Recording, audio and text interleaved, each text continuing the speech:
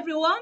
Uchelin is my name, educator from Nigeria. I'm a Microsoft Innovative Educator Fellow, a Microsoft Innovative Educator Expert, a Master Trainer, ambassador to various EduTech tools and resources. I'm here today to share my view on International Peace Day. My view on this will be dedicated to fostering dialogue and collecting ideas. We all know that the world has been through a lot. Yeah, we can continue dwelling in the past.